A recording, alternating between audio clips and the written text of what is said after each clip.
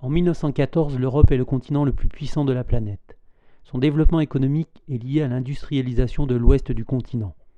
Les principales puissances économiques européennes sont alors le Royaume-Uni, l'Allemagne et la France. Comment l'Europe bascule-t-elle dans la guerre en 1914 ? C'est ce que nous verrons à travers cette capsule vidéo. Un retour sur le XIXe siècle s'impose. Au XIXe siècle, l'affirmation des nationalismes a transformé la carte de l'Europe avec la naissance de deux nouvelles puissances, l'Empire allemand et le Royaume d'Italie.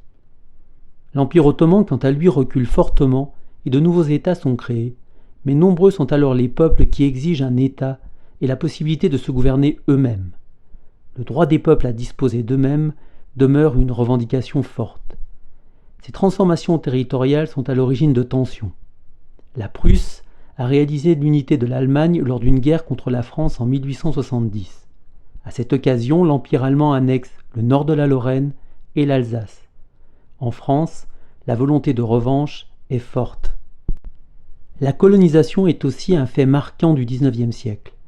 Posséder des colonies est un signe de puissance pour un État. Cette colonisation est à l'origine de tensions entre les États européens. Le Royaume-Uni et la France possèdent les deux plus grands empires coloniaux, essentiellement en Afrique et en Asie. L'Italie et l'Allemagne se sont engagées tardivement dans la colonisation après leur unité. Leurs possessions sont donc peu nombreuses et une guerre victorieuse pourrait leur permettre une extension en s'emparant des colonies françaises et britanniques. Si les conditions de la guerre sont réunies, il manque l'élément déclencheur.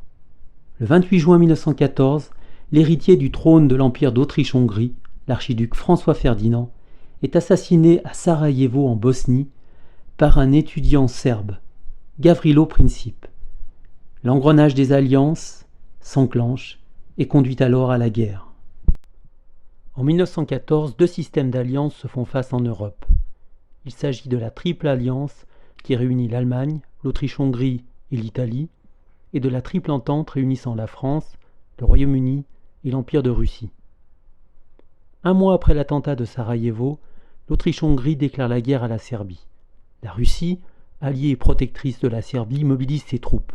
Le 1er août, l'Allemagne, alliée de l'Autriche-Hongrie, déclare la guerre à la Russie, puis le 3 août à la France. Le 4 août, l'Allemagne viole la neutralité de la Belgique. Le Royaume-Uni se lance alors dans le conflit. Au sein des systèmes d'alliance, seule l'Italie décide finalement de ne pas s'engager aux côtés de l'Allemagne et de l'Autriche-Hongrie.